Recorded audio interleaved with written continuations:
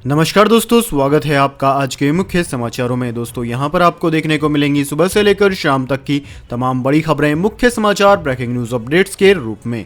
तो दोस्तों आप सभी लोगों से रिक्वेस्ट है इस वीडियो को ज़्यादा से ज़्यादा लाइक और शेयर करें।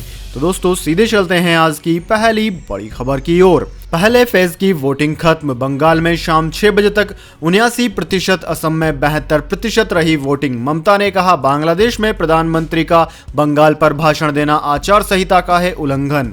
जी हां दोस्तों, पश्चिम बंगाल और असम की कुल 77 सीटों पर शनिवार को पहले फेज की वोटिंग हुई। इनमें बंगाल की 30 और असम की 47 सीटें शामिल है। इलेक्शन कमीशन के मुताबिक शाम 6 बजे तक बंगाल में 79.79 यानी कि लगभग 80% और असम में 72.14% वोटिंग हुई। मतदान का समय शाम 6 बजे तक तय किया गया था।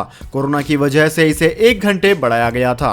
दोस्तों बंगाल में 60 पोलिंग बूथ्स पर ईवीएम से छेड़छाड़ की शिकायतें सामने आई है। कुछ जगह ईवीएम में तकनीकी दिक्कत की वजह से वोटर्स को 2 घंटे तक इंतजार करना पड़ा। इसी बीच पश्चिम बंगाल की सीएम और टीएमसी नेता ममता बनर्जी ने खड़गपुर में प्रधानमंत्री नरेंद्र मोदी पर जमकर हमला बोला। ममता ने कहा कि चुनाव के दौरान प्रधानमंत्री बांग्लादेश गए हुए हैं और वहां बंगाल पर भाषण दे रहे हैं। यह चुनाव आचार संहिता का खुला उल्लंघन है। हम चुनाव आयोग में इसकी शिकायत करेंगे। वहीं दोस्तों ममता बनर्जी ने कहा कि कभी कभी वह कहते हैं कि ममता बांग्लादेश से लोगों की घुसपैठ कराती है, लेकिन वह खुद वोट मार्केटिंग के लिए बांग्लादेश चले जाते हैं। 2019 के लोकसभा चुनाव में एक बांग्लादेशी एक्टर हमारी रैली में शामिल हुए थे। बीजेपी ने बांग्लादेश की सरकार से बात की और उनका वीजा रद्द करवा दिया। यहाँ चुनाव हो रहे हैं तो आप बांग्लादेश में जाकर एक समुदाय से वोट मांगे। अब क्यों नहीं आपका वीजा रद्द कर दिया जाए। इसके बाद दोस्तों अगली बड़ी खबर। किसानों ने बीजेपी विधायक को दौड़ा कर पीटा। पुलिस घेरे से खींचकर हाथापाई की, कपड़े फाड़े। कृषि कानून के समर्थन में प्रेस कॉन्फ्रेंस करने आए थे अरुण नारंग।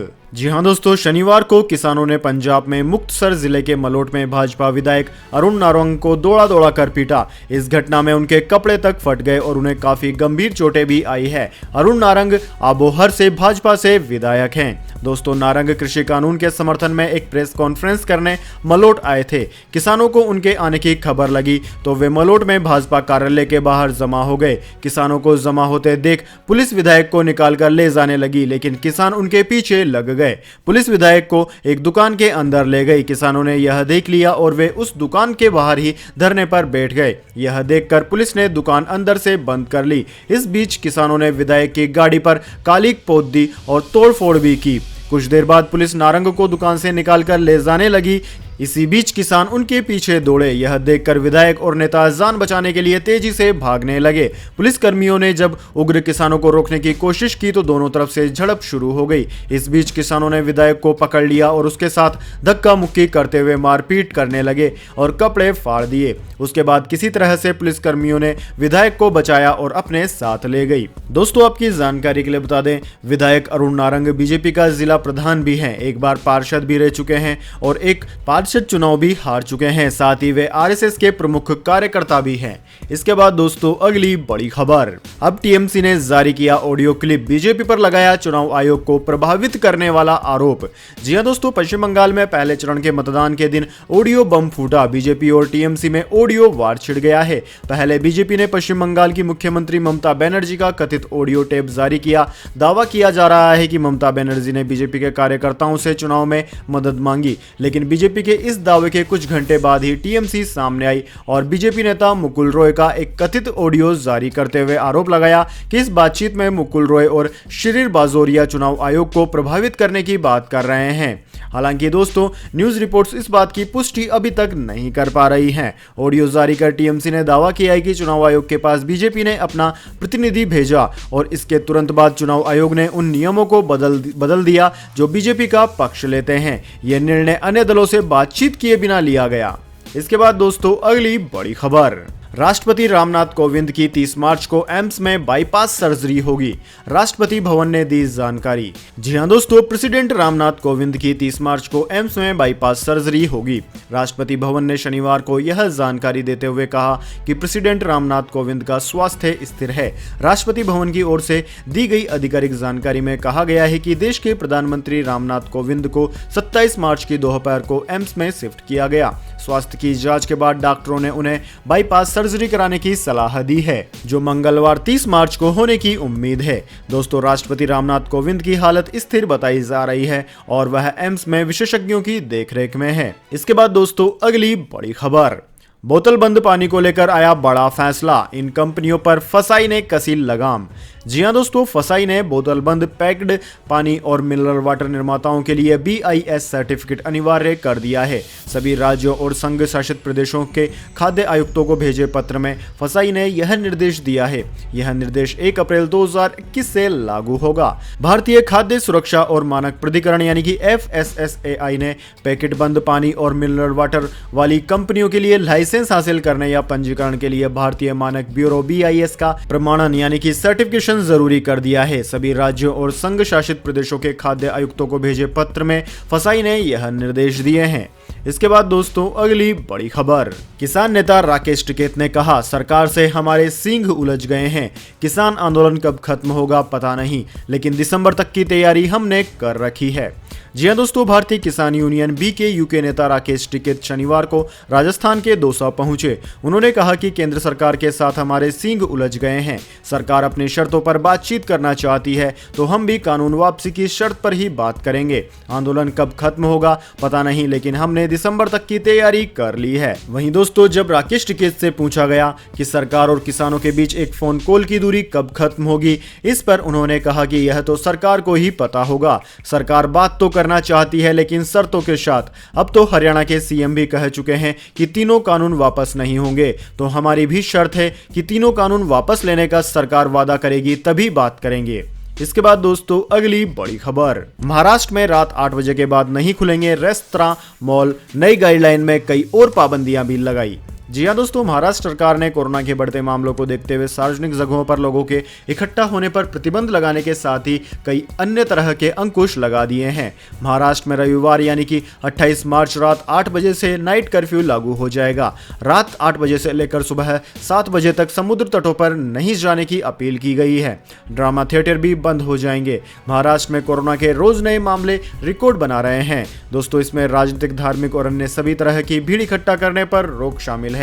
रेस्तरां, गार्डन और मॉल रविवार से 8 बजे से लेकर सुबह 7 बजे तक नहीं खुलेंगे। उद्धव ठाकरे सरकार ने एक आदेश में कहा कि 5 से ज्यादा लोगों को रात 8 बजे से सुबह 7 बजे के बीच ज्यादातर जगहों पर इकट्ठा होने की इजाजत नहीं दी जाएगी। अगर किसी ने नियम का उल्लंघन किया तो प्रति व्यक्ति के हिसाब से 1000 रुपए का जुर्माना लिया जाएगा। इसके बाद दोस्तों अगली बड़ी खबर, एयर इंडिया का या तो निजीकरण होगा या फिर पूरी तरह हो जाएगी बंद। केंद्रीय मंत्री ने कहा, सिर्फ 2 ही हैं विकल्प। जी हां दोस्तों, नागरिक उड्डयन मंत्री हरदीप सिंह पुरी ने कहा कि एयर इंडिया का 100% विनिवेश होगा और उसे नया ठिकाना ढूंढना ही होगा। उन्होंने कहा कि भावी खरीदारों को अपनी बोली लगाने के लिए 64 दिन का समय दिया गया है। न्यूज एजेंसी ANI से बातचीत करते हुए उन्होंने कहा कि हमने फैसला लिया है कि एयर इंडिया में 100% विनिवेश होगा। यह विकल्प विनिवेश और गैर विनिवेश के बीच नहीं है, यह विनिवेश और बंद होने के बीच है। Air India first class rapid संपत्ति है, लेकिन उस पर 60,000 करोड़ रुपए का कर्ज है। हमें उसे साफ सुथरा करना है। उन्होंने कहा कि उसे नया ठिकाना ढूंढना ही होगा। दोस्तों, पिछले महीने कई संस्थानों ने एयरलाइंस में सरकार की हिस्सेदारी खरीदने के लिए बोली लगाने में रुचि व्यक्त की थी। मंत्री ने कहा कि पिछली बैठक में सोमवार को यह निर्णय लिया गया था कि शॉर्टलिस्ट किए गए बोलीदाताओं को सूचित किया जाए कि बोलियों को 64 दिन के भीतर आना है। इस बार सरकार दृढ़ संकल्प है और कोई हिचकिचाहट नहीं है। इसके बाद दोस्तों अगली बड़ी खबर, 4 करोड़ के पार हुई DD फ्री डिश के ग्राहकों की संख्या। DTH प्लेटफॉर्म पर 161 चैनल है मौजूद। जी हां दोस्तों, पब्लिक ब्रॉडकास्टर प्रसार भारती की डायरेक्ट टू होम यानी कि DTH service DD free dish के ग्राहकों की संख्या 4 करोड़ को पार कर गई है। एक रिपोर्ट में यह जानकारी दी गई है। EY फिक्की की मीडिया एंटरटेनमेंट रिपोर्ट 2021 में कहा गया है कि प्रसार भारती की फ्री टू एयर DTH सेवा के दर्शकों की संख्या में बढ़ोतरी की मुख्य वजह टेलीविजन सेट सस्ते होना है, आर्थिक मुद्दे और DD रेट्रो चैनल शुरू होना और बड़े प्रसारकों का फ्री डिश प्लेटफॉर्म पर लौटना भी इसका एक कारण है।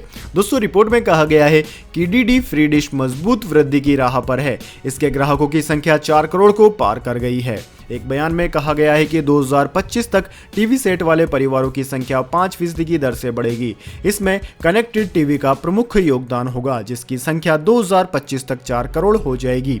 डीडी फ्री डिश के ग्राहकों की संख्या 5 करोड़ को पार कर जाएगी। इसके बाद दोस्तों जान लेते हैं पूरी दुनिया और भारत में क्या है इस महामारी की ताजा स्थिति। सबसे पहले दोस्तों बात करते हैं पूरी दुनिया की। तो दोस्तों पूरी दुनिया में इस वक्त तक इस महामारी के संक्रमितों का आंकड़ा 12 करोड़ 62 लाख को पार कर गया है, जबकि दोस्तों इस महामारी से मरने वालों की संख्या 27 लाख के पार है। दोस्तों इस महामारी से सर्वाधिक प्रभावित देशों की बात की जाए तो उनमें अमेरिका नंबर 1 है। अमेरिका में इस वक्त तक 3 करोड़ 1 लाख से ज्यादा संक्रमित मरीज सामने आ चुके हैं। वहीं दोस्तों इसके बाद में Brazil, India, Russia, France, United Kingdom, Italy, Spain, Turkey, Germany, Colombia, Argentina, Mexico, Poland आदि देशों का नाम आता है। इसके बाद दोस्तों बात कर लेते हैं क्या है भारत के हालात। लेकिन उससे पहले मेरी आपसे एक छोटी सी रिक्वेस्ट है, अगर दोस्तों आपको अभी तक हमारी न्यूज़ पसंद आई तो इसे छोटा सा लाइक जरूर दे दें, और अगर आपको पसंद नहीं आई है तो बेशक आप डिसलाइक भी कर सकते हैं। लेकिन दोस्तों लाइक और डिसलाइक जरूर कीजिए, क्योंकि दोस्तों यही हमारी मेहनत का फल होता है और इसी से पता चलता है कि आपको हमारी वीडियो पसंद आई है या नहीं। तो दोस्तों जल्दी से जान लेते हैं क्या है भारत के हालात। दोस्तों भारत में इस वक्त तक इस महामारी के संक्रमितों का आंकड़ा 1 करोड़ 19 लाख को पार कर गया है, जबकि दोस्तों मरने वालों की संख्या 1,61,000 के पार है। दोस्तों इस महामारी का सर्वाधिक असर भारत के महाराष्ट्र राज्य पर हुआ है। महाराष्ट्र में इस वक्त तक 26,37,000 से ज्यादा संक्रमित मरीज सामने आ चुके हैं। वहीं दोस्तों इसके बाद में केरला, कर्नाटक, आंध्र प्रदेश, तमिलनाडु, दिल्ली, उत्तर प्रदेश, वेस्ट बंगाल, उड़ीसा, छत्तीसगढ़, राजस्थान ऐसे राज्य हैं जो कि इस महामारी से सर्वाधिक प्रभावित हैं। इसके बाद दोस्तों अगली बड़ी खबर, SBI bank, HDFC, ICI bank ग्राहकों के लिए जरूरी खबर। 1 अप्रैल से बंद हो सकती है एसएमएस सर्विस, बैंकों को मिली 31 मार्च तक की डेडलाइन। जी हां दोस्तों, भारतीय दूरसंचार नियामक प्राधिकरण यानी कि ट्राई ने शुक्रवार को 40 ऐसी चूक करने वाली यानी कि डिफॉल्टर इकाइयों की लिस्ट जारी की है, जो बार बार याद दिलाने के बावजूद बल्क एसएमएस को लेकर लागू किए गए नियमों को पूरा नहीं कर रहे हैं। इन इकाइयों में देश का सबसे बड़ा सरकारी और प्राइवेट बैंक भारतीय स्टेट बैंक, एसबीआई और ICICI bank, HDFC bank, Kotak Mahindra bank, LIC शामिल है। इन प्रमुख इकाइयों को इस बारे में कई बार बताया जा चुका है। इस मुद्दे पर अपना रुख कड़ा करते हुए ट्राई ने कहा है कि डिफॉल्ट करने वाली इकाइयों को इन नियमों को 31 मार्च 2021 तक पूरा करना होगा। ऐसा नहीं होने पर 1 अप्रैल 2021 से उनका ग्राहकों के साथ संचार बाधित हो सकता है। इसके बाद दोस्तों अगली बड़ी खबर, मौसम समाचार। जानिए अगले 24 घंटे और पिछले 24 घंटे के मौसम समाचार। सबसे पहले दोस्तों बात करते हैं बीते 24 घंटों की। दोस्तों पिछले 24 घंटों के दौरान दक्षिण केरल, अंडमान व निकोबार द्वीप समूह के दक्षिणी द्वीपों पर छिटपुट बारिश और गरज के साथ हल्की बारिश देखने को मिली है। वहीं दोस्तों हिमाचल प्रदेश, उत्तराखंड, सौराष्ट्र और कच्छ, कोकण, गोवा, अरुणाचल प्रदेश, असम, मेघालय और गंगीय पश्चिम बंगाल के अलग अलग इकाइयों में भी अधिकतम तापमान सामान्य से काफी ऊपर देखने को मिला है। वहीं दोस्तों आगामी 24 घंटे की बात की जाए तो अगले 24 घंटों के दौरान जम्मू और कश्मीर, गिलगिट बाल्टिस्तान, मुजफ्फराबाद, लद्दाख, उत्तराखंड और हिमाचल प्रदेश में छिटपुट बारिश, गरज और बर्फबारी शुरू हो सकती है। वहीं दोस्तों जम्मू और कश्मीर, गिलगिट बाल्टिस्तान, मुजफ्फराबाद और हिमाचल प्रदेश के कुछ हिस्सों में भारी से बहुत भारी बारिश हो सकती है। इसके अलावा दोस्तों अगले 48 घंटों के दौरान उत्तरी पश्चिमी भारत में अधिकतम तापमान में काफी वृद्धि होगी। मध्य और दक्षिण भारत में 2 से 3 डिग्री की वृद्धि होने की उम्मीद है। इसके बाद दोस्तों अगली बड़ी खबर, पेट्रोल डीजल प्राइस टुडे। जारी हो गए पेट्रोल डीजल के नए दाम, जान लीजिए क्या है कीमतें। जी हां दोस्तों, सरकारी तेल कंपनियों ने आज भी पेट्रोल डीजल की कीमतों में लगातार दूसरे दिन कोई कटौती नहीं की है। इन 2 दिनों में पेट्रोल 39 पैसे और डीजल 37 पैसे सस्ता जरूर हुआ था। दोस्तों इस कटौती की सबसे बड़ी वजह ग्लोबल मार्केट में कच्चे तेल की कमजोरी है। फिलहाल दोस्तों राष्ट्र राजधानी दिल्ली में 1 लीटर पेट्रोल और डीजल की कीमतों की बात की जाए तो दिल्ली में 1 लीटर पेट्रोल की कीमत 90 रुपए 78 पैसे प्रति लीटर है, जबकि डीजल की कीमत 81 रुपए 10 पैसे प्रति लीटर है। वहीं दोस्तों मुंबई की बात की जाए तो मुंबई में पेट्रोल 97 रुपए 19 पैसे प्रति लीटर, जबकि डीजल 88 रुपए 20 पैसे प्रति लीटर है। वहीं दोस्तों देश में सबसे महंगा पेट्रोल डीजल एमपी में मिल रहा है। एमपी की राजधानी भोपाल में पेट्रोल 98.81 रुपए प्रति लीटर है और डीजल 89.37 रुपए प्रति लीटर है। इसके बाद दोस्तों अगली बड़ी खबर, भारत बांग्लादेश का साझा फैसला, अब हर साल 6 दिसंबर को धूमधाम से मनेगा मैत्री दिवस। जी हां दोस्तों, भारत बांग्लादेश अब हर साल 6 दिसंबर को मैत्री दिवस के रूप में मनाएंगे। दरअसल दोस्तों, भारत ने 6 दिसंबर 1971 को बांग्लादेश को मान्यता दी थी। अब बांग्लादेश की आज़ादी के 50 वर्ष पूरे होने के उपलक्ष्य में यह फैसला लिया गया है। इसका फैसला प्रधानमंत्री नरेंद्र मोदी और बांग्लादेशी प्रधानमंत्री शेख हसीना ने किया है। दोस्तों, विदेश सचिव हर्षवर्धन श्रृंगला के दोनों देशों के प्रतिनिधिमंडल के बीच हुई मुलाकात की विस्तृत जानकारी दी है। विदेश सचिव ने बताया कि मुक्ति ग्राम संबंधी वार मेमोरियल बनाने पर प्रधानमंत्री मोदी ने शेख हसीना को धन्यवाद दिया। बांग्लादेश के स्वतंत्रता संग्राम में भारतीय सैनिकों के बलिदान को बांग्लादेश भी याद कर रहा है। दोनों प्रधानमंत्रियों ने वार मेमोरियल का शिलान्यास किया। इसके बाद दोस्तों अगली बड़ी खबर, 4 दिन के बाद भी स्विज कैनल से नहीं निकल पाया जापानी जहाज, भारत अब केप ऑफ गुड होप से गुजारेगा अपने शिप। जी हां दोस्तों, स्वेज नहर में जापान के मालवाहक जहाज फंसने का असर पूरी दुनिया के ट्रेड पर पड़ने लगा है। इस जहाज को फंसे हुए 4 दिन हो चुके हैं, लेकिन अब तक उसे निकालकर सीधा नहीं किया जा सका है। दोस्तों, स्वेज नहर में हुए इस ब्लॉकेज का असर भारतीय व्यापार पर भी पड़ रहा है। सरकार ने इस संकट से निपटने के लिए कार्य योजना बनाई है। दूसरे देशों से आयातित निर्यात में लगे भारतीय मालवाहक जहाजों को स्वेज नहर के जाम से बचाने के लिए केप ऑफ गुड होप से जाने की सलाह दी जा रही है।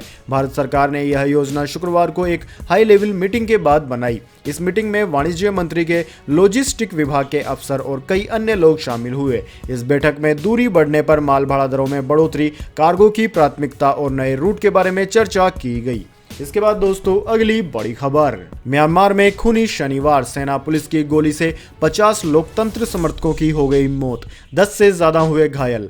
जी हां दोस्तों, म्यांमार में शनिवार का दिन बेहद हिंसात्मक रहा। लोकतंत्र बहाली की मांग कर रहे लोगों पर म्यांमार की सेना ने अंधाधुंध गोलियां बरसाई, जिसमें 50 से ज्यादा लोगों की मौत हो गई। जब यह घटना हुई तब म्यांमार सेना के जनरल सशस्त्र सेना दिवस समारोह सेलिब्रेट कर रहे थे। म्यांमार नाउ की रिपोर्ट के मुताबिक शनिवार तड़के यांगून के डाला उपनगर में एक पुलिस स्टेशन के बाहर लोग प्रदर्शन कर रहे थे। उसी दौरान सुरक्षा बलों ने भीड़ पर गोलीबारी की, जिसमें कम से कम 4 लोग मारे गए। इस घटना में 10 लोग घायल हो गए हैं। दोस्तों, शहर के इंसेन जिले में विरोध प्रदर्शन करने पर स्थानीय अंडर 21 फुटबॉल टीम में खेलने वाले एक खिलाड़ी समेत 3 लोगों की गोली मारकर हत्या कर दी गई। इसके बाद दोस्तों अगली बड़ी खबर, कोवैक्स का भारत में ट्रायल शुरू, आधार पूनावाला बोले सितंबर तक हो सकती है लॉन्च। जी हां दोस्तों, भारत में कोरोना की बेकाबू रफ्ती रफ्तार के बीच एक राहत भरी खबर आई है। देश को जल्द ही एक और वैक्सीन मिलने वाली है। सीरम इंस्टीट्यूट ऑफ इंडिया के सीईओ आधार पूनावाला ने शनिवार को कहा कि भारत में कोविड-19 टीके की कोवैक्स का ट्रायल शुरू हो गया है। उन्होंने उम्मीद जताई है कि इस वैक्सीन को इस साल दिसंबर तक लॉन्च कर दिया जा सकता है। अगस्त 2020 में अमेरिका की वैक्सीन कंपनी नोवैक्स इंक ने एसआईआई के साथ लाइसेंस करार का ऐलान किया था। दोस्तों, नोवैक्स ने यह करार अपने कोविड-19 वैक्सीन कैंडिड NVXCO2373 को बनाने और बेचने के लिए किया था। यह वैक्सीन भारत के अलावा अन्य देशों को भी उपलब्ध कराई जा रही है। दोस्तों, रिपोर्ट्स के अनुसार अगर यह वैक्सीन सफल होती है तो भारत की यह तीसरी वैक्सीन होगी। तो दोस्तों, यह थी आज की तमाम बड़ी खबरें। इसके बाद दोस्तों बारी आती है आज के माइंड क्यूज क्वेश्चन की। जी हाँ दोस्तों, एक आसान से सवाल का जवाब देकर आप जीत सकते हैं एक अमेजिंग सरप्राइज गिफ्ट हमारे यूट्यूब चैनल की ओर से। तो दोस्तों, आज का सवाल आपकी स्क्रीन पर आ चुका है। दोस्तों, आपको बताना है अंतरिक्ष में जाने वाला पहला भारतीय व्यक्ति कौन था। जी हाँ दोस्तों, आपको बताना है उस व्यक्ति का नाम जो कि पहली बार भारत की ओर से अंतरिक्ष में गया था। अगर दोस्तों आप जानते हैं इस सवाल का जवाब तो जल्दी से कमेंट बॉक्स में लिख दीजिए। अगर आपका जवाब होता है एकदम सही और आप चुन ले जाते हैं लकी विजेता के रूप में, तो आपको मिल सकता है एक अमेजिंग सरप्राइज गिफ्ट हमारे यूट्यूब चैनल की ओर से। तो दोस्तों, जल्दी से अपना उत्तर कमेंट बॉक्स में लिख दीजिए, वीडियो को लाइक कर लीजिए और चैनल को सब्सक्राइब करके बेल आइकन भी दबा लीजिए। धन्यवाद। वंदे मातरम। जय हिंद, जय भारत।